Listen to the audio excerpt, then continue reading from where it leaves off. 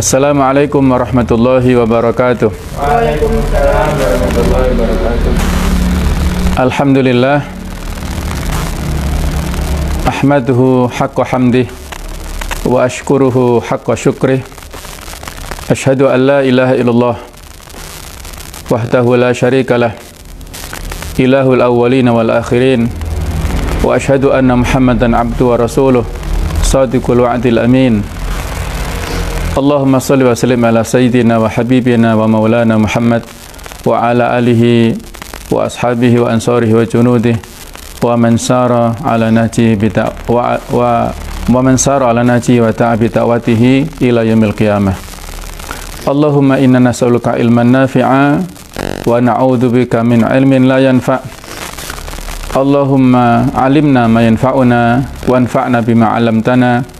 Rabbi shrah li sadri wa yassir li amri wahlul 'uqdatam min lisani yafqahu qawli, amma ba'du.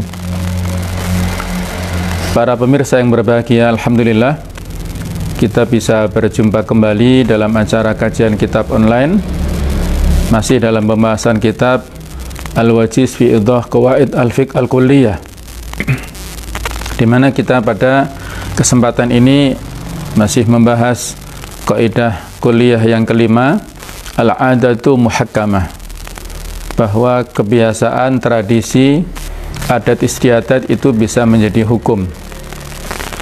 Ada pembagian lain tentang tradisi, bahwa yuqassamu al-urfu taqsiman akhar ila qismaini. Ada pembagian al-urf atau tradisi dari sisi yang lain menjadi dua bagian, yang sudah kita tuliskan di sini ya. Jadi ada al-urf al-amali dan ada al-urf al-qawli. Ada tradisi yang kaitannya dengan perbuatan dan ada tradisi yang kaitannya dengan perkataan.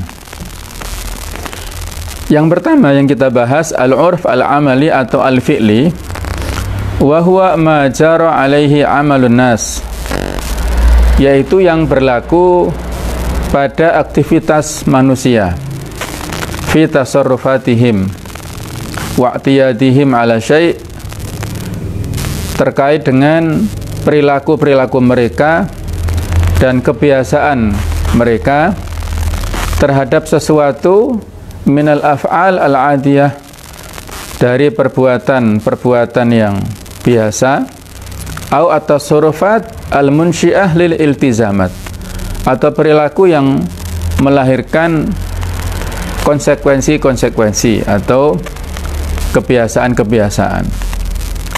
Min amsilatil urfil amali, di antara contoh al-urf al-amali al-fi'li, tradisi yang kaitannya dengan perbuatan, adalah i'tiyadun nas ta'tilu ba'dil ayyam al-usbu' anil amali.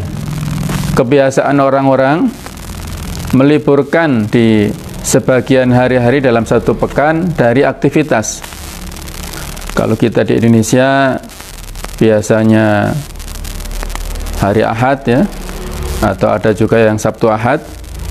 Kalau di negara-negara Arab, di Saudi misalnya, itu hari Kamis dan Jumat ya, khususnya hari Jumat ya. Hari Jumat itulah, dari Kamis siang sampai Jumat itu adalah hari liburnya. Nah, sedangkan kita itu hari Sabtu Ahad atau hari Ahadnya. Ini tradisi yang sudah membudaya di masyarakat kita, dengan di negara lain berbeda.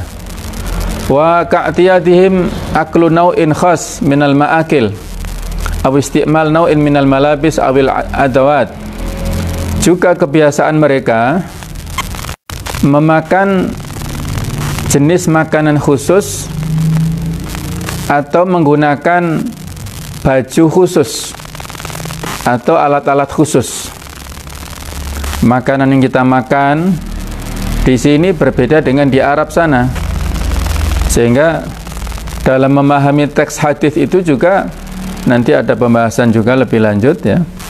Ada teks-teks tertentu yang dibangun di atas tradisi. Jangan kita memahami dari sisi tekstual lahiriah saja, tapi bagaimana ruh, substansi daripada teks itulah yang lebih penting, untuk kita fahami, untuk kita dalami substansinya. Ya, contohnya adalah bahwasanya Rasulullah SAW itu makan dengan 3 jari. Coba kita ya. Beliau makan dengan 3 jari. Kalau diambil tekstualnya, berarti kalau kita makan, kita ikuti Rasulullah SAW makan dengan 3 jari. Padahal yang dimakan oleh beliau dan yang kita makan berbeda. Beliau memakan kurma, kita makan nasi. Kalau makan nasi bisa nggak dengan 3 jari? Kalau dianggap 3 jari sunnah, berarti yang pakai sendok itu lebih sunnah kan gitu ya? Karena pakai sendok bisa dengan 3 jari, 2 saja cukup. Jadi yang perlu untuk diteliti adalah substansi daripada nas itu, bukan dohirnya, lafadz dohirnya bukan, tapi ruh yang terdapat di dalam sunnah itu seperti apa, dan latar belakang kejadian yang disampaikan pada saat itu seperti apa. Ya, termasuk dalam hal ini Dr. Yusuf Qaradawi memberikan penjelasan yang cukup penting ya dalam buku Kaifa Nata'amal Ma'as Sunnah, bagaimana berinteraksi dengan sunnah, memahami hadis. Itu beliau memberikan contoh-contoh yang banyak.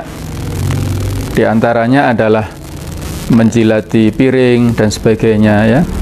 Ini bukan semata-mata dilihat dari sisi zahirnya, tetapi dilihat apa substansi daripada menjilati piring itu. Membersihkannya, jangan sampai ada satu makanan yang jatuh satupun, karena bisa jadi itu adalah barokah.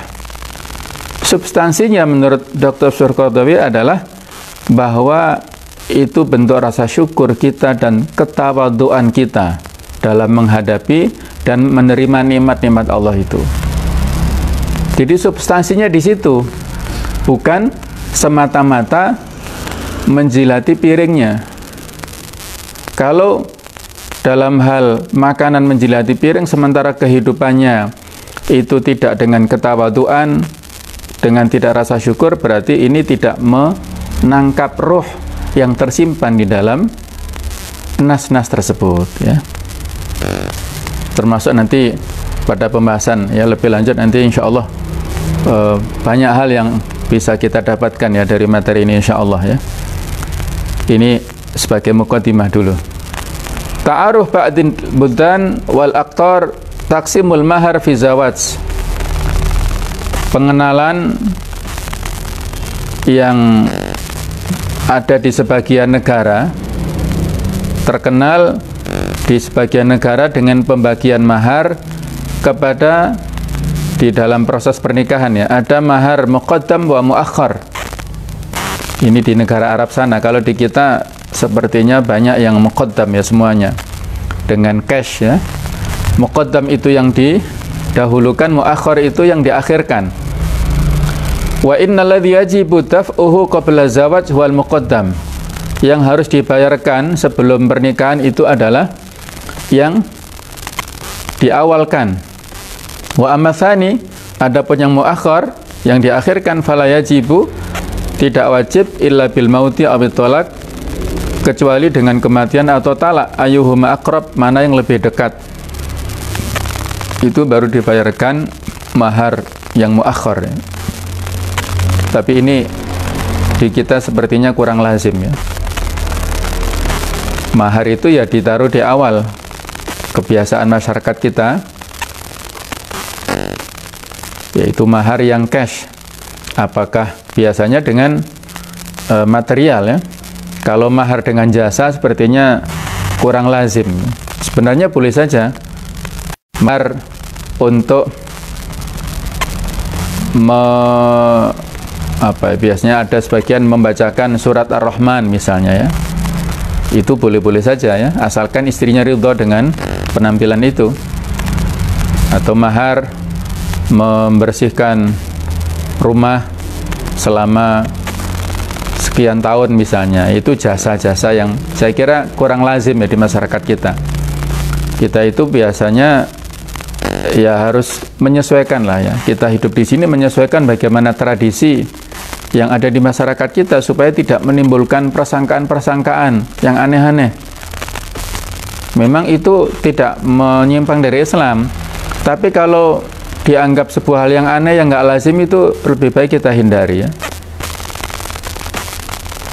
Kemudian wa ta'arufun nas taqdimul ujrah qabla istifa'il manfa'a fi ijaratil amakin syahriyan aw sanawiyan. Pengenalan orang-orang tentang mendahulukan uang sewa. Ini sama dengan kita ya. Jadi sebelum ada transaksi itu disepakati harganya berapa, dan bagi penyewa itu membayarkan uang sewa kepada pemilik rumah misalnya atau gedung. Sebelum dia tempati sudah dilunasi sekian, apakah bulanan misalnya kos atau tahunan, kontrak tahunan misalnya, padahal dia belum memanfaatkan rumahnya atau gedungnya, tapi harus membayarkan harga sesuai dengan kesepakatan. Ini saya kira sama dengan kita. I'tiyadu ba'din nas 'inda bai'il asya' ats-tsaqilah. Kesepakatan orang-orang atau kebiasaan orang-orang ya, pada saat jual beli barang-barang yang berat, antakuna hamulatuha ila makanil mushtari ila alal ba'i. Distribusi barang, pembawaan barang yang berat-berat, beli lemari atau beli kulkas atau beli apa, itu tanggungan kepada penjual. Ini kalau sudah menjadi tradisi, ketika tidak ada kesepakatan di awal ya, kemudian dilaksanakan transaksi itu dan terkirimlah barang itu ke rumah, maka pihak penjual tidak boleh menarik biaya lebih kalau nggak ada kesepakatan ya. Karena apa? Kebiasaan orang yang menjual memberi fasilitas kendaraan untuk membawa barang-barang yang dibeli itu, kecuali kalau sudah ada transaksi di sana, ongkirnya, ongkos kirimnya dari Malang sampai ke Batu sampai ke daerah Pujon kan jauh, itu ada biaya tambahan, itu beda lagi ya. Tapi kalau tidak ada kesepakatan khusus, maka yang berlaku adalah tradisinya seperti apa. Wal 'urf al-amali 'inda al-Hanafiyah yu'tabaru mukhassisan idza kana 'aman. Dan urf, tradisi yang sifatnya amaliyah, aktivitas, menurut mazhab Hanafi itu dianggap sebagai pengkhususan terhadap sesuatu yang sebelumnya bersifat umum. Berbeda dengan pendapat dari jumhur, haitsu la ya'tabiruna al-'urf mukhassisan illa idza kana qauliyan. Tidak menganggap bahwasanya urf amali itu pengkhususan ya dalam hal urf, kecuali kalau urf itu adalah sifatnya qauliyan ya, bukan amalian. Misalil urf al-amali al-mukhassis, contoh daripada al-urf, tradisi amal yang mengkhususkan. La wakala syakhsun akhar bi an yashtariya lahu khubzan aw lahman. Seandainya ada seseorang yang mengutus orang lain, mewakilkan kepada orang lain supaya dia membeli satu roti atau daging. Wa min adatin nas fi tilkal baldah aklu khubzin khas wa lahmin khas. Tradisi masyarakat sekitar sana bahwa yang dimakan itu adalah roti khusus, daging khusus. Falaysa lil wakil an yashtariya lil muwakkal atau lil muwakkil khubzan. Maka orang yang menjadi wakil tidak boleh membelikan untuk orang yang mewakili jenis roti min dari jenis yang lain, aulah man ghaira ma'itaduhu, atau jenis daging yang tidak menjadi kebiasaan masyarakat di sana. I'timatan ala itlaqil muwakkil, berdasarkan kepada kemutlakan lafadz yang disampaikan oleh si yang mewakili. Tolong ini uang, belikan daging di pasar, belikan roti di pasar. Maka si wakilnya harus cerdas bahwa tradisi masyarakat, kebiasaan majikanku itu memakan roti yang seperti ini misalnya, maka jangan dibelikan roti yang lain. Li'anal urfuna yakhusu bihil itlaq, karena urf di sini mengkhususkan kemutlakan lafaz daripada mewakil itu. Haisama urfan aman mukhassisan, sehingga dinamakan urf yang sifatnya umum tetapi menjadi mukhassis, menjadi pengkhususan, mengkhususkan. Ya, itu salah satu contoh, bisa dikiaskan ke yang lainnya ya. Jenis kedua al-urf al-qauli, tradisi dalam bentuk ucapan. Wa huwa istilahu jama'atin ala lafdin yasta'milunahu fi ma'na makhsus. Ini adalah istilah kelompok tertentu kepada lafadz redaksi yang mereka gunakan pada makna yang khusus, hatta yatabadara ma'nahu ila dhihni ahadihim bimujarrati sama'ihi, sehingga ketika dilontarkan lafadz ini secara spontan di otak orang yang mendengar itu tertangkap yang dimaksud adalah seperti ini. Wa hadzal urfu idza kana aman fa huwa indal jami' yusama urfan mukhassisan kama sabaqa.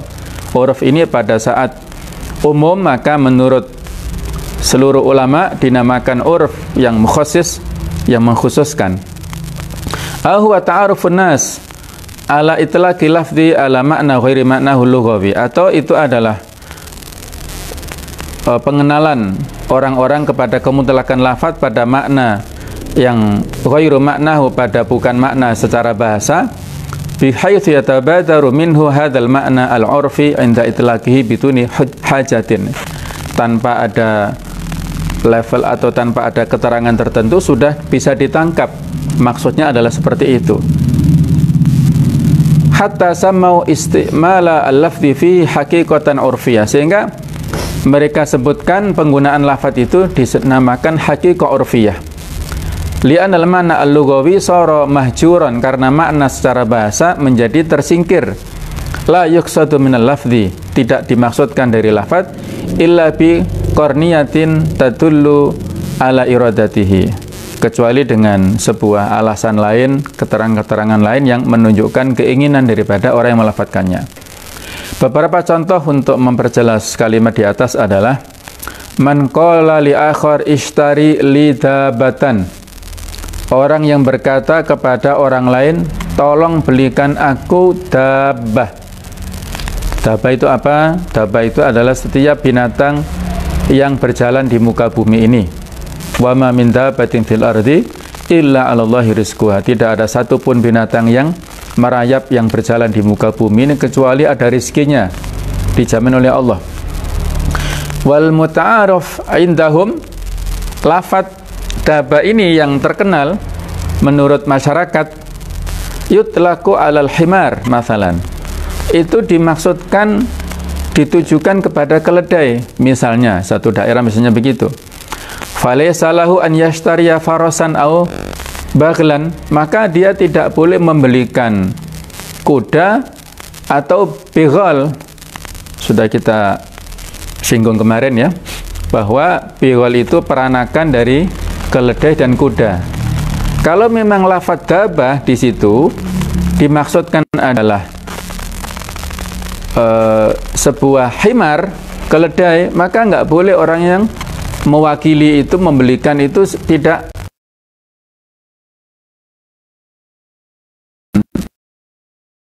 laku inda akhirin ala dzati al-arba.